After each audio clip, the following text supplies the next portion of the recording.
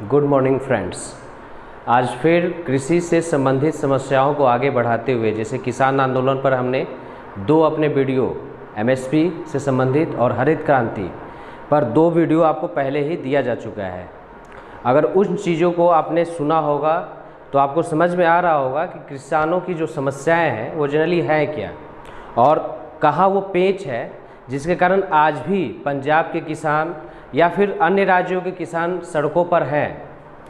यहाँ आज मैं उस टॉपिक को टच करना चाहूँगा जो मूलतः एक ऐसा टॉपिक है जो आगे की कड़ी को जोड़ता है। मीन्स किसानों की एक अलग समस्या को लेकर हमारे सामने आता है और इस पर भी किसान और सरकार के बीच विवाद देखने को मिलता है।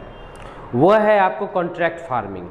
कॉन्ट्रैक्ट फार्मिंग को हिंदी में अनुबंध खेती कहते हैं, या फिर अगर सामान्य भाषा में बोला जाए तो ठेका, मीन्स ठेका दे देना ज़मीनों का और उस पर खेती करना। इसको गवर्नमेंट ने सितंबर 2020 में इस अधिनियम को लाया, इस कानून को पारित किया और 27 सितंबर 2020 को राष्ट्रपति ने इस पर साइन किया। इस तरह ये कानून बना। उस कानून का नाम क्या है? तो कृषि सशक्तिकरण और संरक्षण, कीमत आश्वासन और कृषि सेवा पर करार कानून 2020 इसको कहा जाता है। मीन्स सिंपल भाषा में अगर इसकी बात करें तो यही है कॉन्ट्रैक्ट फार्मिंग। अब कॉन्ट्रैक्ट फार्मिंग है क्या, इसको समझते हैं। तो ये कोई नई चीज़ नहीं है। भारत में तंबाकू के खेती में ये लंबे समय से की जाती रही है, लेकिन चूंकि ये चर्चा का विषय तब आया जब किसानों ने इसका विद्रोह किया या इसका विरोध किया और सरकार कहीं ना कहीं इस बात को लेकर सामने आई कि इसमें ऐसा कोई भी चीज़ नहीं है जिसका विरोध किया जा सके।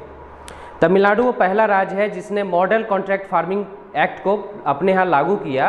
2018 का जो एक्ट था उसके अनुसार तमिलनाडु अब वहाँ कॉन्ट्रैक्ट फार्मिंग कर रहा है। उसी तरह से पंजाब, हरियाणा, महाराष्ट्र, बहुत सारे राज्य हैं जो कॉन्ट्रैक्ट फार्मिंग अपने यहाँ कर रहे हैं। और चूंकि कृषि जो है राज्य का विषय है तो वहाँ पर वो अपने अनुसार अपने नियम कानून में ढील और सख्ती देते हैं। कॉन्ट्रैक्ट फार्मिंग है क्या, पहले इस चीज़ को समझिए। तो कॉन्ट्रैक्ट का मतलब होता है ठेका। मीन्स ऐसे समझिए कि जो बड़ा व्यापारी वर्ग है या जो पैसे वाला वर्ग है, बड़ी बड़ी कंपनियां हैं, वो आकर किसानों से बात करेंगी और उनके खेती को ठेके पर लेंगी।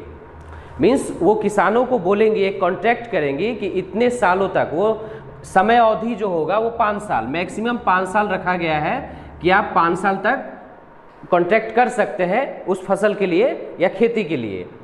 इसको आगे भी बढ़ाया जा सकता है। अगर कोई ऐसी फसल है जिसको हम चाहते हैं कि 5 साल से आगे ले जाना, तो कॉन्ट्रैक्ट में इस चीज़ को लिखा गया है कि आप इसको आगे ले जा सकते हैं। कॉन्ट्रैक्ट फार्मिंग में जो भी कंपनी या जो भी व्यक्ति कॉन्ट्रैक्ट करता है किसानों को, तो वो सारा सुविधा प्रोवाइड करता है। मतलब किसानों को सारी चीज़ें देगा जो किसान खेती में यूज करता है, सिंचाई के साधन से लेकर उर्वरक और वो सारे यंत्र, खेती के वो सारे यंत्र जो किसानों के पास नहीं है। मीन्स वो सारी सुविधाएं, 1 रुपया लागत यहाँ किसानों का नहीं आएगा। किसान को अपने खेत पर बस खेती करना है और कम से कम ये खेती का आकार जो हो 5 एकड़ से छोटा नहीं होना चाहिए। मीन्स अगर छोटे किसान हैं तो अपने ज़मीन को इकट्ठा करेंगे या एक जगह लेकर आएंगे और कम से कम 5 एकड़ का ज़मीन उनके पास होना चाहिए। तो पहला चीज़ ये जाता है कि ये बड़े किसानों के लिए ज़्यादा लाभप्रद है, जिनके पास 5 एकड़ या उससे अधिक ज़मीन है। तो उसमें अब सारे खर्च जो होगा वो आपको वो कंपनी देगी या वो व्यक्ति देगा, एक कॉन्ट्रैक्टर जिसको बोल रहे हैं वो देगा और आप उस पर खेती कीजिएगा। एक उदाहरण से इसको समझते हैं। जैसे चिप्स बनाने वाली आलू की कंपनी है, आलू जो पैदावार होता है उससे जो चिप्स बनाया जाता है, वो कंपनी आती है किसानों से आलू पैदा करने के लिए और उसकी क्वालिटी बता देती है और बोलती है कि ये हम आपसे खरीद कर ले जाएंगे। ये जो खेती हुई, जो एक दाम भी तय कर लेगा। मीन्स इसकी विशेषताओं की अगर बात करें तो किसानों को उसका उचित मूल्य दिया जाएगा। कि मार्केट में अप एंड डाउन प्राइस का जो ऊपर नीचे आना जाना होता रहता है, कॉन्ट्रैक्ट में यह स्पष्ट होगा कि इतने पर ही हम फसल आपसे लेंगे और वो मूल्य किसानों को देना पड़ेगा। तो जो अप एंड डाउन्स होता है, फ्लक्चुएट जो होता है मार्केट में, वो एक समस्या किसानों की यहाँ पर समाप्त हो जाती है और किसानों के लिए फ़ायदेमंद खेती है। भारत जैसे देश में कॉन्ट्रैक्ट फार्मिंग जो है एक नई है और अभी भी किसानों में जागरूकता की बहुत कमी देखने को मिलती है। तो एक तो इसका विरोध का कारण यह है कुछ ऐसे प्रावधान हैं जो किसानों को अभी तक समझ नहीं आए हैं, या यूँ कहें कुछ गलतफहमियां हैं जो इस कॉन्ट्रैक्ट को लेकर। जैसे किसानों का ये विरोध है कि अगर कोई बहुत बड़ा व्यापारी या बहुत बड़ी कंपनी जब आ रही है तो वो धीरे धीरे खेतों को हथिया लेगी या वो बिल्कुल कब्जा कर लेगी उस पर, किसानों के खेतों पर। तो ये एक जो मिथक है, ये एक जो भ्रम है, उसको मैं स्पष्ट कर देना चाहता हूँ कि पंजाब में ऐसा देखा गया कि वहाँ कॉन्ट्रैक्ट फार्मिंग होती है या महाराष्ट्र में होती है, लेकिन वहाँ पर जो उदाहरण आए वो चौंकाने वाले थे। उदाहरण क्या है, तो वहाँ पर कंपनियों ने कभी किसानों के खेतों पर कब्जा नहीं किया, बल्कि बड़े किसानों ने छोटे किसानों के खेतों पर कॉन्ट्रैक्ट फार्मिंग के लालच में उन खेतों पर कब्जा कर रखा है। तो ये एक बड़ा स्पष्ट टॉपिक यहाँ क्लियर हो जाता है कि जो ये मिथक किसानों के अंदर है कि कॉन्ट्रैक्ट फार्मिंग, चूंकि प्रावधान में स्पष्ट रूप से लिखा गया है कि आप कोई भी अस्थाई स्ट्रक्चर खेत पर या जमीन पर नहीं बना सकते हैं। कंपनी चाह कर भी किसी भी कीमत पर किसानों की जमीन नहीं ले सकती है। अगर सपोज ऐसा कुछ भी होता है जैसे फसल नष्ट हो जाती है, उसके बाद भी किसानों को मिलेगा वो। अब यहाँ पर थोड़ा सा फ्लेक्सिबिलिटी दिखाया जा सकता है। हो सकता है कि 100% जो दाम था, अगर आम की फसल है या कोई भी ऐसी फसल जो नष्ट हो जाती है आंधी तूफान में, तो हाँ पहले था कि 0% किसानों को मिलता था। कॉन्ट्रैक्ट फार्मिंग में ये हो सकता है कि जो राशि तय है हो सकता है 50% या 60% उसको मिले। मीन्स पहले जैसी स्थिति नहीं रहेगी कि वो बिल्कुल हाथ खाली हो जाएगा और सुसाइड की ओर चला जाएगा। तो कॉन्ट्रैक्ट फार्मिंग में उसको फायदा होगा। अब इस चीज़ को लागू कैसे करवाया जाए, ये बहुत बड़ी एक समस्या है। अब भारतीय किसानों में कॉन्ट्रैक्ट फार्मिंग को लेकर, खासकर उन राज्यों में जो कि खेती के मामले में काफ़ी पिछड़े हैं, बिहार जैसे राज्यों में कॉन्ट्रैक्ट फार्मिंग आज भी बहुत सारे किसान इसके बारे में जानते तक नहीं है, और इसके प्रावधान तो दूर की बात है। वैसे प्रावधानों में स्पष्ट सरकार ने किया है कि 30 दिनों के अंदर वो सारी प्रक्रियाओं को पूरा किया जाएगा जो कॉन्ट्रैक्ट फार्मिंग के अंतर्गत आती है। किसान से अगर कोई फसल ली जाती है तो 3 दिन वो समय अवधि भी निर्धारित की गई है जब उसको भुगतान कर दिया जाएगा। मतलब 3 दिनों के अंदर वो भुगतान भी किसानों के अकाउंट में चला जाएगा। तो सारी व्यवस्था जो है वो किसानों के पक्ष में की गई है। सरकार ने हर वो व्यवस्था, अगर किसी तरह का कोई विवाद भी है तो 30 दिनों के अंदर उसको आपको हल भी करना है। साथ ही साथ सब डिविजनल मजिस्ट्रेट के अंतर्गत सरकार ने बोला कि इसको आप हल कर सकते हैं।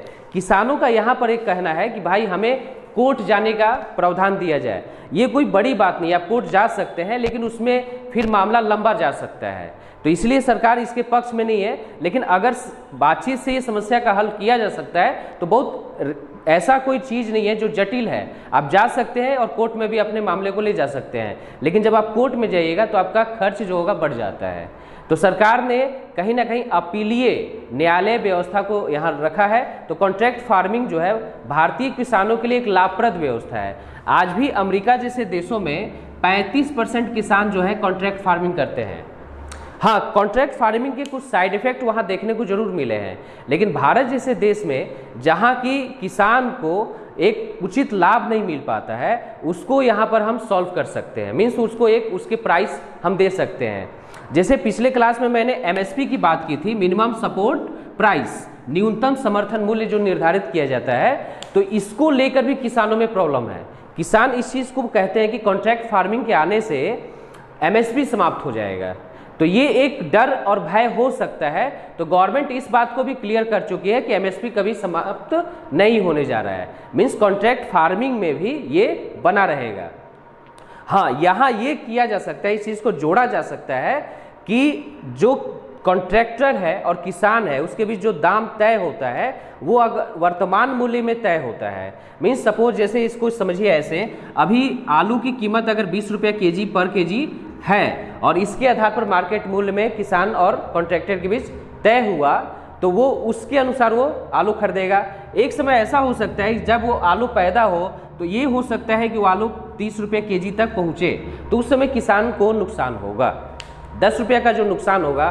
तो यहाँ मैं स्पष्ट कर देना चाहता हूँ कि सरकार ने प्रावधान रखे हैं कि अगर ऐसा भी स्थिति आती है जिसमें फसलों का दाम बढ़ जाता है तो बोनस दिया जाए किसानों को।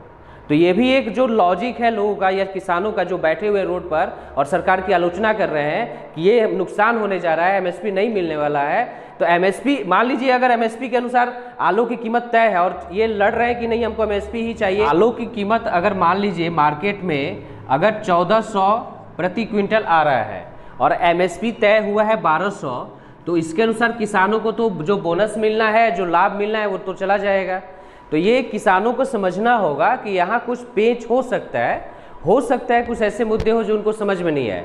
जैसे कि विशेषज्ञों का ये मानना है कि भारत जैसे देश में कॉन्ट्रैक्ट फार्मिंग एक नया प्रावधान है और इसको किसानों को बिल्कुल स्पष्ट रूप से समझने की ज़रूरत है। एक चीज़ को यहाँ मैं स्पष्ट कर देना चाहता हूँ कि जो भी कॉन्ट्रैक्टर होता है वो चूंकि ऐसे प्रावधान क्रिएट करता है, किसानों को आम भाषा में हम ये समझा सकते हैं कि आपको इतने साल खेती करनी है, ये फसल की खेती करनी है और इतना आपको लाभ मिलेगा, किसान उसके लिए तैयार हो जाता है। लेकिन उसके बाद जो प्रावधान होते हैं जिस पर उसका साइन या अंगूठा लगा लिया जाएगा वो पड़ता नहीं है। तो ये एक हिडन प्रावधान है, छिपे हुए प्रावधान है जो उसको नुकसान कर देते हैं। इसको ऐसे समझिए जैसे आप बैंक में अकाउंट खुलवाने जा रहे हैं या कुछ भी ऐसे, तो बहुत सारे कागज ऐसे होते हैं आपको बैंक में जिस पर आपका साइन ले लिया जाता है, बट आपको पता नहीं होता कि क्या आपने साइन किया है और क्यों किया है। तो जस्ट जो अनपढ़ किसान है या जो पढ़े लिखे भी हैं तो उनको इस प्रावधान के बारे में नहीं हो सकता है। तो यहाँ कॉन्ट्रैक्टर जो है किसानों से बेनिफिट ले सकता है। सेकेंड चीज़, कभी कभी ये होता है कि फसल जब हो जाती है तो उन फसलों में चयन करने की प्रक्रिया भी कॉन्ट्रैक्टर शुरू कर देता है। मीन्स अगर आलू छोटे हैं तो इसको हम नहीं लेंगे, बड़े बड़े आलू को उसने छाट लिया, छोटे आलू को निकल गया। तो इस तरह से उस जो किसान है उसको फसलों का नुकसान हो जाता है। तो कॉन्ट्रैक्ट फार्मिंग में ये भी स्पष्ट हो जाना चाहिए कि जो प्रावधान है वो स्पष्ट होने चाहिए कि सारी फसल आपको लेनी है, उसमें अगर नुकसान भी है तो उसकी भी कीमत आपको अदा करनी होगी। हाँ, कुछ रियायत आप ले सकते हैं, मतलब कॉन्ट्रैक्टर को भी नुकसान नहीं हो, वो भी उत्साहित रहे। वो ये नहीं सोचना है कि नहीं वो चूंकि बड़ा व्यापारी है, उद्योगपति है, तो वो बहुत मुनाफे वाला है और उसी को दाब के रख दे, तब तो कॉन्ट्रैक्ट फार्मिंग का कोई बेनिफिट नहीं होगा हमें। कॉन्ट्रैक्ट फार्मिंग का बेनिफिट तभी होगा जब बैलेंस रहे, किसानों को भी बेनिफिट जाए, मुनाफा जाए और उससे उत्साहित होकर किसान पैदावार को बढ़ावा दे, कॉन्ट्रैक्ट फार्मिंग को बढ़ावा दे और व्यापारी वर्ग जो कॉन्ट्रैक्टर है उसको भी मैसेज जाए कि नहीं, इससे हमको फायदा होने जा रहा है। किसान के प्रावधान के साथ साथ मेरे भी जो प्रावधान है वो फ्लैक्सीबल है, मीन्स नर्म है, सरकार के रवैया मेरे प्रति नर्म है, जनता की सहानुभूति मेरे साथ है। तो इस तरह से दोनों के साथ मिलजुल कर ही इस फार्मिंग को आगे बढ़ा सकते हैं। सेकेंड चीज़ मैं ये यहाँ कहना चाहूँगा, जो किसान रोड पर बैठे हुए हैं उनको कॉन्ट्रैक्ट फार्मिंग के बारे में अधिकतर चीज़ें जो हैं, खासकर जो पंजाब के किसान हैं वहाँ पर ये देखने को मिलता है कि अगर कोई किसान खेती कर रहा है और फसल अधिक हो गई तो कॉन्ट्रैक्ट में वो फसल जो होती है निश्चित होती है कि इतनी फसल कॉन्ट्रैक्टर आपसे लेगा। बाकी फसल वो बताते हैं किसान कि वो फसल को वो लोग मार्केट मंडी तक नहीं ले जा सकते, तो वो विशेषकर कुछ औने पौने दामों पर उन फसलों को निकालते हैं। तो इसका भी प्रावधान होना चाहिए कि अगर फसल सिर्फ छोटी नहीं है या बर्बाद नहीं है, उसी तरह से नहीं, अगर फसल एक्स्ट्रा हो जाती है जो कॉन्ट्रैक्ट में लिखा गया और उससे ज़्यादा पैदावार है तो उसकी भी कीमत तय हो और वो भी कॉन्ट्रैक्टर खरीदे, मीन्स वो भी उसको लेके जाए। तो इस तरह मित्रों मैं स्पष्ट कर देना चाहता हूं कि कॉन्ट्रैक्ट फार्मिंग जो है गवर्नमेंट की तरफ से किसी तरह की कोई इसमें ऐसा चीज़ नहीं है जो किसानों का शोषण करे। हाँ, अब कुछ राजनीतिक फैक्टर हैं जिसके कारण किसान रोड पर है, जो बिचौलिए हैं, जो दलाल है, जो किसानों को नहीं चाहते कि मुनाफा हो पाए, वो वहाँ खड़े हैं और नहीं चाहते हैं कि कॉन्ट्रैक्ट फार्मिंग भारत जैसे देश में लागू हो। तो इसको समझने की जरूरत है, किसान भाई इसको समझे। और इसमें बाध्यता तो है नहीं, ऐसा थोड़े है कि बंदूक लेकर आएंगे और आपको बोलेंगे कि नहीं भाई खेती करना ही है तुमको, आप कीजिए नहीं कीजिए, बगल वाले अगर कर रहे हैं तो उसको मुनाफा हो सकता है।